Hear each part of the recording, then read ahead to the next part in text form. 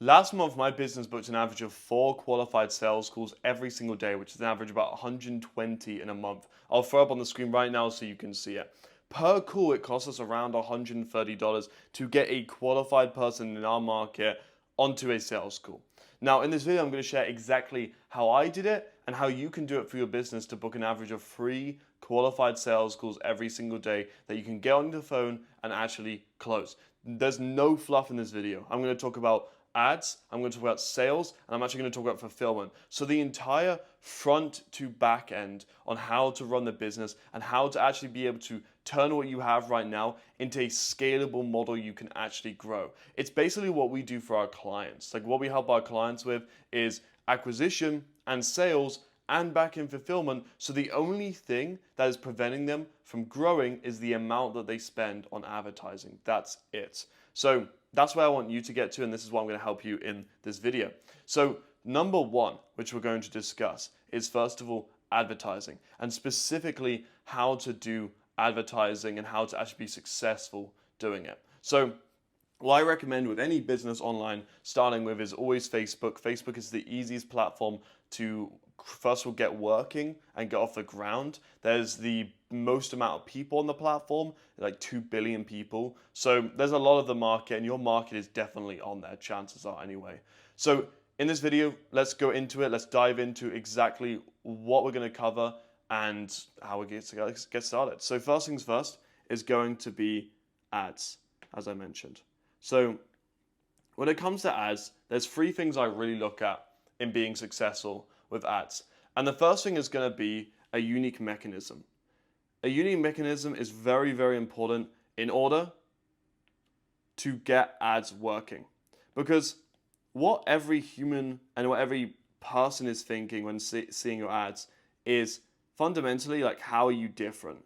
And what are you doing differently to someone else? And for me, like what I tested was I had a unique mechanism in my business, and that drastically increased results. Now, unique mechanism is essentially a name. It's like a unique way of doing things, right? Because if you just, there's so many people online now who are like, I will get you clients, I'm going to get you customers. And the problem with that is you're instantly categorized. So what happens is that all these people get flooded into what I call like a red ocean. So they get lost in the source of like a fundamentally red ocean. And then they get lost right here. But what we want to do is we want to create a blue ocean, I should say, not green, that's going to help you stand out, even if you're in a competitive market. Now, chances are with your business, the way you run things, there's something unique about how you get the results for your customers, whatever it may be. And when you get those results, it's likely that you already know what is the biggest result that your customer wants. So what I do is I think of, okay, first things first, like what results does my customer actually want? So first thing is result.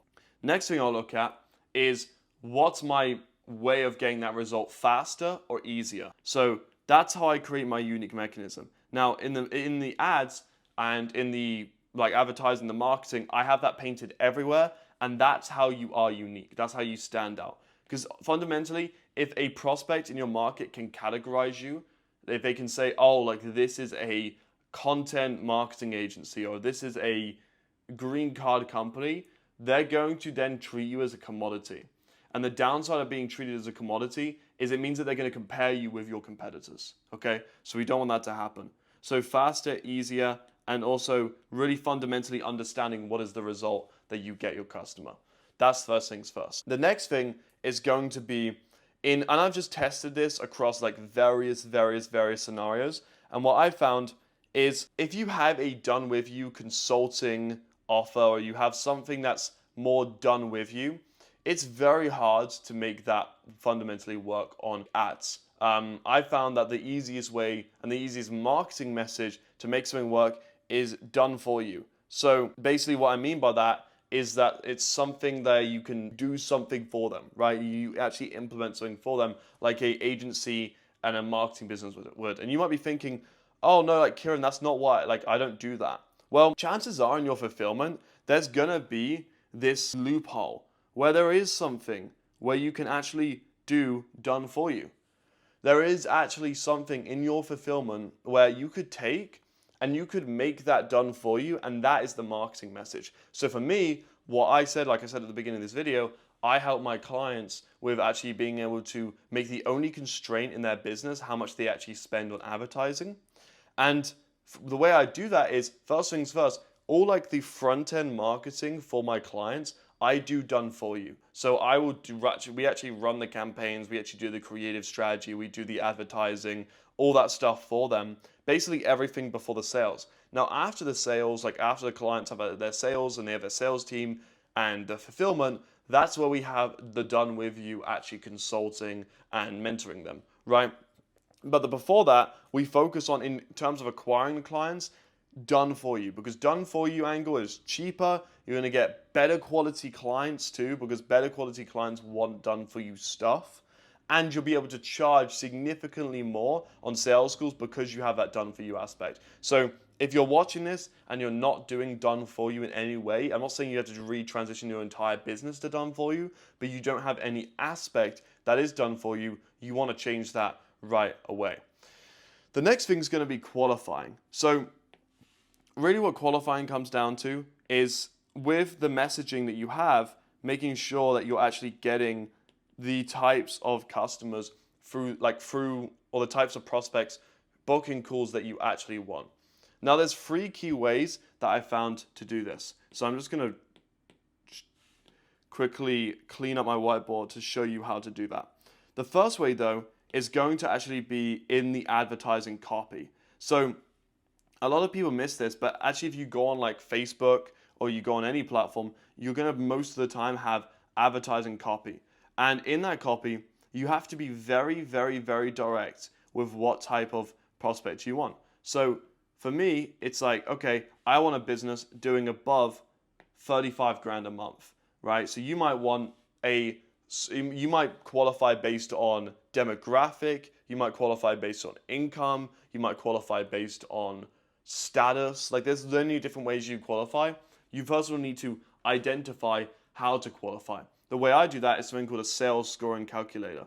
And we do implement this for all our clients. So what we have is basically a 1 to 4 scale on what is qualified and what isn't. So let me show you how that works. So we have like number 1, which would be completely unqualified. Number 2 is going to be potentially qualified, like they need triaging, they need a setter to call them and make sure they're qualified. I'll put a question mark there. Number 3 is qualified, and number 4 is ultra qualified. Really what you want to do is you want to define these 4 layers, because this helps you with understanding like what level of quality that you're looking for. Because then you can define what a 4 looks like to you. And the messaging that you put out there can literally be to a 4. So for me, a 4 would be a business doing about over 100,000 a month. So well over $1 million a year. That would be my ideal business. So my messaging is going to tailor towards those people. And it's going to reflect, like I said before, in the advertising copy. So first things first, you want good advertising copy. The way you do that is just simply by calling out the market. So what I would do is I would say I was going after a business doing like $1 million a year. I'd be calling all businesses doing $1 million a year. What if I told you that I can get you X, Y, Z result through our unique mechanism that can help you achieve the results you're looking for? X, Y, and Z, and go into social proof, everything like that. So how I like to structure my advertising copy, like for example on Facebook, the description is call out. It's like direct call out to who we want to talk to. Offer, so we will help you do X through unique mechanism, and then have guarantee. And then below that, have plenty of social proof. So Shane or Tim was able to achieve X, Y, and Z result using my system, and then just show that and then call to action. That's how I like to do it in the actual copy. That's one of the easiest ways I found to qualify and really, really nail down your targeting. If you're running ads without the Facebook description, that is a lot of the time why I see clients not get quality on their sales calls. The next thing is going to be above the fold. So actually in your funnel page, and I'll throw up a picture of like our funnel right now, you'll see at the top that we have quality. Like we have businesses above 35K a month. It's very clear. It's calling out that. If you're struggling with quality, you want to be calling that out right away. So above the fold is also a really good thing to have. This also means that it's just super direct and you're going to repel a lot of people, but you're going to attract the quality that you actually want on the sales calls. And then the thing is with like Facebook and the Pixel and Conversions API, all this stuff, like which is basically tracking data on your customers who come in and book calls, the more quality you can get, the more it will compound and the more only qualified calls that you'll get. Those calls that we got, which were like 3 calls a day or 4 calls a day last month, they were all businesses doing $35,000 a month plus. So they were all our targets. We didn't get there right away, but from running ads long enough for about 2 to 3 months, it compounded to getting 4 a day at the same level of ad spend, not even raising. I think we were spending just over like $1,000 a day. So third thing though, that really helped with this, and this was an absolute game changer. A lot of people like freak out about CRMs. They talk about like Go High Level and HubSpot and all these CRMs. I have run probably at this point like over 50, 60, 70 businesses with this exact same system. The very, very, very best I found to actually qualify and eliminate all the CRM confusion is simply Typeform application with specifically Calendly embed. So a lot of people like they just want to like go high level and they want to have like HubSpot. None of that stuff is as good as just having Typeform where you have like logic flows. So say someone says like I'm under 35K a month, we redirect them to another downsell page like where they just don't even get the option to book. And if they make it all the way through, they go straight to the Calendly, but the Calendly where they can actually book a call is embedded within the form. They don't have to go to a separate page because we noticed we had a 50% drop-off rate if they're redirected to a different page. They just actually, within the form, the Calendly is there and they can just book right there. And we found 100% of the time, without fail, if they go through the Typeform and they are qualified and they answer all the correct questions, if they land on that Calendly page, they're booking because subconsciously in their brain, it feels like it's part of the same process. If they get redirected to another page, they're like, oh, this is like a separate process. So don't overcomplicate it. You don't need Go High Level. You don't need HubSpot. Like just use literally a Typeform application and a Calendly embed. And the next thing I'll say is to go back to the done for you angle and everything like that, which I kind of forgot to hit on, but I want to explain now, is that in your angle in the marketing, the reason why you want done for you is you want to make it as push button make money as possible. Now you might be saying, Kieran, that sounds scammy, like I don't want to do that, I'm not in the business of that.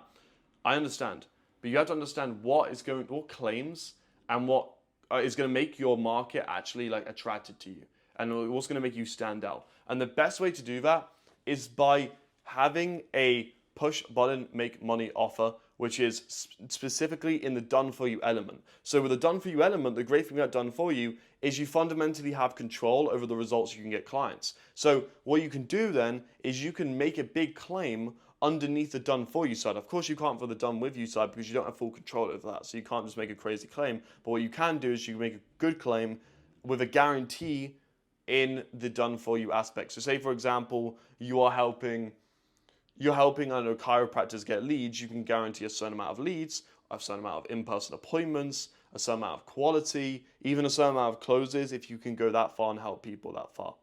That's what you want to focus on. That's what stands out. The people that have more of the push button make money offers on paid crush it. And also it's not like they get bad quality prospects either, because I'll explain later on in the sales part why they don't. But in the marketing, absolutely crushes, and it still gets those people, those ideal prospects that you want. So don't think that because you're doing this, you're going to attract a bunch of unqualified leads. That's not true at all. You're going to get a lot. So I'm going to explain that in a moment, but also like just to add to that done for you part that I mentioned before, have a guarantee and a way of like push button make money. Okay. The next thing I'm going to talk about is the sales. So I'm going to walk through how to do the sales and how to actually close deals, because I feel like a lot of people in these videos, they talk about the marketing, but at the end of the day, like, the marketing is only just getting the appointments. Like, you're not closing any deals. So we want to talk about how can you actually close deals and how can you actually make money from these prospects that you're getting on the calls. Because a lot of the trap that people fall into is they don't realize how much harder it is to close on paid traffic compared to closing organically. Now, obviously, the reason why you want to do paid traffic is the benefit is huge. You're going to get consistent calls, which you can't get organically. It's like this, and then paid is very consistent like this. But you still need to have a way of closing them. So let's walk through that and let's explain exactly how to do that. Step number 2 is going to be the sales. Okay, so here's how you do the sales. Here's how you actually close deals. Whether you have a sales team or you're closing your own, it doesn't matter. The same principles still apply. Now, first of all, what you want to focus on is actually getting them to show up. Because from paid, typically the average show up rate you're going to see is 65%. We have managed to crack it where we get past 85%. And it's for a few ways, which I'm going to explain in a moment. So the first thing I'm going to explain, though, is that you need someone to set the calls. I can't underestimate this enough, like how important this actually is. But having someone who actually sets your phone calls is going to drastically increase show up rate. Now, I'll talk about all these other strategies in a moment, but the biggest thing is having a human just call. So what we do is when we have a call come in, we'll have a human call in like literally under 5 minutes. So as soon as possible, they're going to call the prospect, pick them up, confirm them for their time. What they're going to do is they're going to get them to confirm on Google Calendar. They're going to get it to confirm and make sure that it's on their calendar so they're actually going to show up. What we do though before we call them is we actually text them and say, hey name, it's this name from company name. I'm just about to call you. The reason why we do that is that when the prospect receives a phone call, if they have an iPhone and if you have an iPhone, then it's going to say maybe name. So they're much more likely to pick up. We found the pickup rate to be much higher. Much higher than a dialer, by the way. A lot of people think that they need to use close or a dialer. That works and that's cool. If you want the maximum pickup rates though, iPhone crushes, especially iMessage. So second of all, is going to be like after you've done that, if they don't pick up, then we just double dial them again on WhatsApp. So if you try to dial them on iMessage, they didn't pick up, you then want to do the same on WhatsApp. If they don't do that, then you want to email and text them. And then if they do not confirm the call, and this depends on how many quantity of calls you're getting, if you're getting 3 to 5 plus, if they do not confirm the call 24 hours or 12 hours, depending on when they booked before, we cancel them off the calendar. And then we'll have a set of like follow up with them and get them booked back on later. That ensures though that the calls on your calendar are going to show up and you don't waste your sales team's time. Because what happens a lot of the time is, you have a sales team, you have a great sales team, you have a great offer, you have great marketing, but then you have a poor show up rate, destroys sales team morale, kills the ability, like their conviction on the calls as well. So you want to make sure that is consistent and dialed in and there's no problems there. The next thing is going to be also like as a closer, this is what a lot of people don't do, is a closer, if they just hop on the call and if no one's showing, they'll just like leave the call. But what you want to do as a closer is double dial them on the phone there, because a lot of the time we found big percentage will actually just show up on that call like 5 to 10 minutes later. They might have been running late or whatever it may be. So definitely do that as well. That's the first thing. The second thing is going to be the thank you page. So on the thank you page, what a lot of people do is they just have a thank you page with a boring video and it's like, make sure you show up for this call. No, what you want to do is you want to have a thank you page where you outline your story, you outline the results that you have. So you cram as much social proof in there as possible. So you want to have like social proof, you want to have story, and then you just want instructions on how to show up for the call. But don't make the thank you page boring like most people. Most people make it super boring and they're just like, show up for the call and you have to show up. If you don't, we're canceling you. No, you're still selling them after they book. That's what people don't understand. You're still selling them on showing up, right? So that's why you need the social proof, the story, like what you've been able to achieve, like really going deep into that on the thank you page, and then instructions on how to show up. If you do that, you're going to have a very, very high show up rate. In fact, we found changing our thank you page actually boosted show up rate. It was like by like 30, 50%. It was really good, just by changing the thank you page video. Below the thank you page video, we'll have written testimonials. So we'll have as many of those as possible. And then as a bonus on the bottom of the thank you page, if you can have like a mastermind video where you are on like a mastermind or you speaking somewhere or something that's going to raise your status as the business owner, that would be good too, because that's pretty cool information they can go through before the call. And typically I found like around 20 to 30% of people will actually go through that. So that will also help drastically with getting people to show up. The next thing is going to be pre-call emails. Again, what people do with these emails is they'll just send emails as like reminders, being like, reminder, our call's in 3 hours. No, it's so annoying. No one's going to open those. Like, they're boring. So what you need to do is you need to have pre-call emails. Really, how I treat them is they are essentially overcoming objections. So you're trying to overcome objections on their, like, what they have about your offer. Because what happens is a lot of the time is when a prospect actually books with you, they're going to be looking around at your competitors. They're going to be looking around at what you do actually works. They're going to be doing a lot of research. And if you have someone booking 2 to 3 days in advance, that's a long time. They can completely change their mind on your business and on your offer, and that's why they don't show a lot of the time. And typically why people don't show is not just because they forget. That's something that people forget. No, it's because they actually don't want to show, because they didn't get any information in the pre-call. Because like I said, remember in the pre-call, you're still selling people and showing up. So you want to have objection overcomes in the emails. We send about 10 emails in like 48 hours. For clients, we send about 14 in 48 hours. You might say, that's a lot of emails, but your prospects have booked with the client or with you. So they fundamentally want to like get information before they show up to the call. So the more information you can send them of pre-call information, of things that can overcome objections, of just like storytelling results, the better. Like really those emails, all I would think about is, again, social proof, more stories that overcome objections. So say, for example, if you're selling for me, like a big thing is like, oh, how much money will I have to spend on ads? And I have an email in the pre-call sequence that talks exactly about that. Now, the crazy thing is about 60 to 70% of people in that pre-call process will actually read those emails. They'll read those emails, every single one, even if you send 14 in 48 hours. So send as many emails as you possibly can. The more you get them to go through, the better nurtured they'll be before they come to the call. Because you got to remember that what you have is you have completely like ice cold. That's the first level of awareness. You have warm, hot, right? What you're trying to do is in the pre-call process, you're trying to take someone from ice cold to warmer. You're not really usually going to get people from like completely hot, like where they just hop on the call and they're like, I love your program, like I know everything about you, I'm a buy. But at least if you can get them warmer and you can get them more attracted to the idea and you've reinforced and you've sold them on working with you, it's even better. You've taken someone from ice cold to warmer. And if you can like sell to people ice cold on sales call, that's a limited belief too. People think you can't sell to people who are completely ice cold. You can. However, it is significantly easier and your sales team will absolutely love you if you can sell to someone who is warmer. They will absolutely love you. The next thing and final thing I would say is adding so what you can do when someone books a call is you can have a list on Facebook.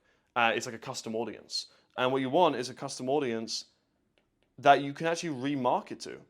And the way you remarket to them is through your content. So if you have any content on Instagram or Facebook or YouTube, whatever it may be, but usually it's going to be on Instagram or Facebook, what you can actually do is when they book a call, you can have an automatic automation where they add to this custom audience, and by getting added to that custom audience, they actually get remarketed through your Facebook ads. So you can actually, by the time they come to a call, they can see like 7 pieces of your content and already be like even more attracted to the idea of working with you. So what I do is I have like 7 pieces of content, and every time someone books a call, they'll get remarketed with those 7 pieces of content on Facebook, and they'll individually see them in order as well. So that's what we do, and that's what I found to really help as well. So actually remarketing to people with like your content so that you get them in your system, you get them in your ecosystem. This is all about building ecosystems.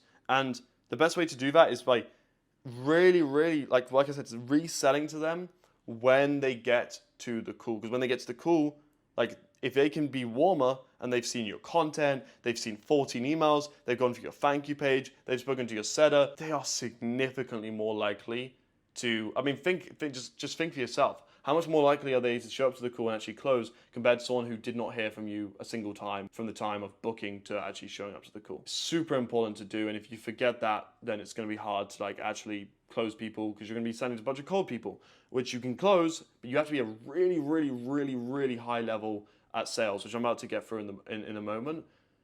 You can make it easier on yourself just by doing these things. The next thing I'm going to say, I'm going to have to clear my whiteboard again to do this, but the next thing I'm going to say is what a lot of people don't talk about is the actual sales call. So on the actual sales call, the biggest thing I found that's going to reinforce what you do and also get someone to buy on the first call from cold traffic who never like spoke to your team before, never hasn't really seen that much content. I mean, through this stuff we just implemented, they might see some before, but really what you're doing is just selling to someone who's cold. So the reason why we must have a good sales process is because otherwise you're not going to close any of them. It's impossible. So how do we do that? Well, the best thing I found is to have a pitch. So in any human brain, let me draw a human. So in any human, there's three fundamental parts of the brain. The first part is the croc brain. The second part is the midbrain. And the third part is the neocortex. So the croc brain is the fight or flight side of the brain. So that's the front part of the brain. It's the oldest part of the brain. That's what detects threats. Like back in the day, it would detect if you're going to get eaten, if you're going to eat today, if you're going to survive. Now what it does is it detects threats from people trying to persuade you. People resist unwelcome attempts to persuade them. So if you're trying to persuade them without them being open to it, that's where their croc brain comes into place and they're instantly detracted from you.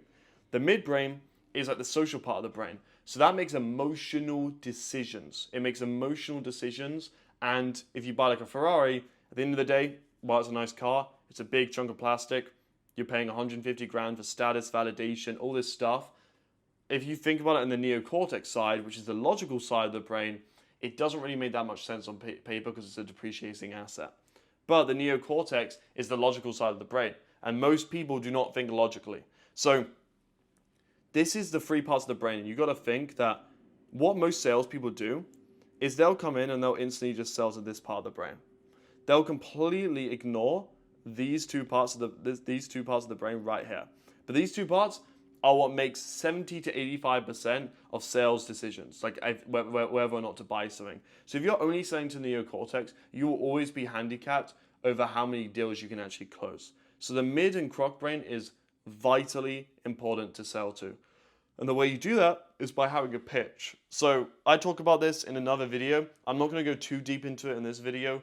It was actually one of the first videos I made, which was about this concept. But in the pitch, you really want to, on the sales call, go deep into discovery. So find out what have they tried so far, why didn't it work, what are they looking to achieve, what happens if they don't achieve what they're looking to achieve, all these things. You really just find out as much information as possible so you can relate back in the pitch. Now what the pitch is doing is it typically will have three pillars. Pillar one is going to be really attacking and breaking down why the traditional approach of what they're currently doing isn't working and why the new approach of what you do is different and better and going to help them get the result, because that's where you're going to have an epiphany.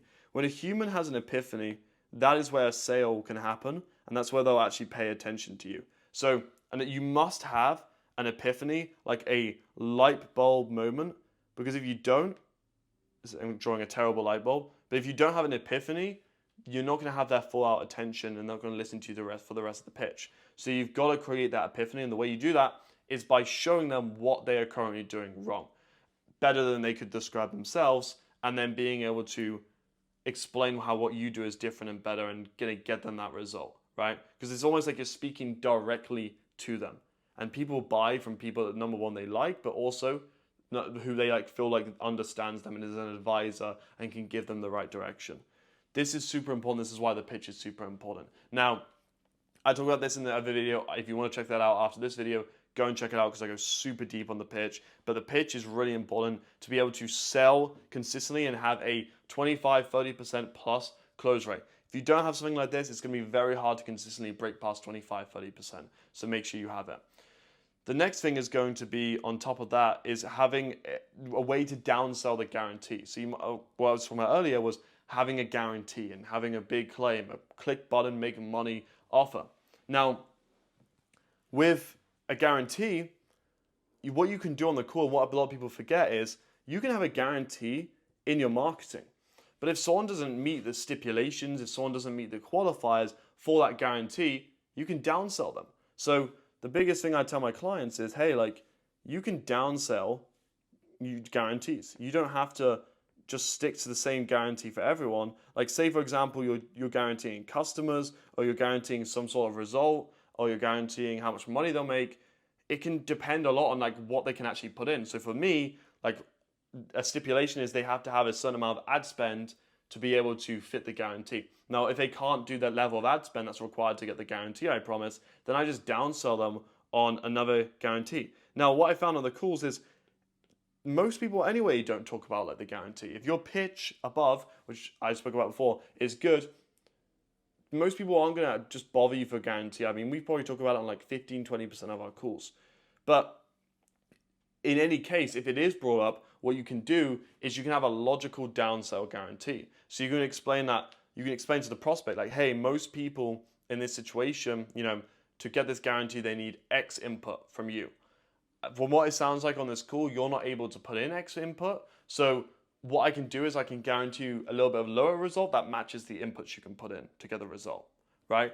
And that still allows you to make a good claim on the front end to attract those people. And then in the sales, you can just, after you've gone through the pitch and after you've made the pitch, you can make a logical downsell guarantee to them that makes fundamentally more sense for them. So you don't have to just fulfill the guarantee like exactly the same for every prospect who comes on the sales call. Some of them can be, lower depending on where they are and what level they are in their business or in their life if you're selling more B2C. And then obviously closing the deal, you want to have an agreement for the guarantee. You want to have an agreement for like a contract just to protect yourself, and then you collect the payment on the very call there and close the deal. Now, depending on where you are, like a lot of people, they rely on like 3 or 4 calls to close a deal. That's ridiculous. If you're relying on 3 or 4 calls, your sales process is broken. You really just need maximum 2 calls. A lot of we've closed in $10,000 deals on 1 call. You can do that with the right process in place.